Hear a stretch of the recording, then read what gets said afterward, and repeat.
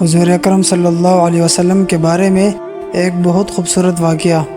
سمرہ نامی ایک عورت رسول اللہ صلی اللہ علیہ وسلم کی خدمت میں باقاعدگی سے آتی تھی اور آپ صلی اللہ علیہ وسلم انہیں کھانا اور دیگر ضروریات بھی دیتے تھے۔ ایک دن وہ پریشانی کی حالت میں آپ کے پاس آئی اور کہنے لگی، یا رسول اللہ، میرے پاس اپنے بچوں کو کھلانے کے لیے کچھ نہیں بچا، وہ بھوک سے رو رہے ہیں۔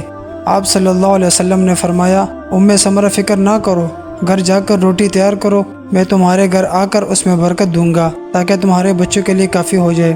جب رسول اللہ صلی اللہ علیہ وسلم ان کے گھر پہنچے تو دیکھا کہ اس کے پاس تھوڑا سا آٹا اور تھوڑا سا تیل تھا۔ اس نے کھانے میں برکت دی اور اسے روٹی بنانے کی ہدایت دی۔ معجزانہ طور پر روٹی کئی گنا بڑھ گئی اور وہ اپنے بچوں کو کھلا سکتی تھی اور کچھ اپنے پڑوسیوں کے ساتھ بھی بانٹ سکتی تھی۔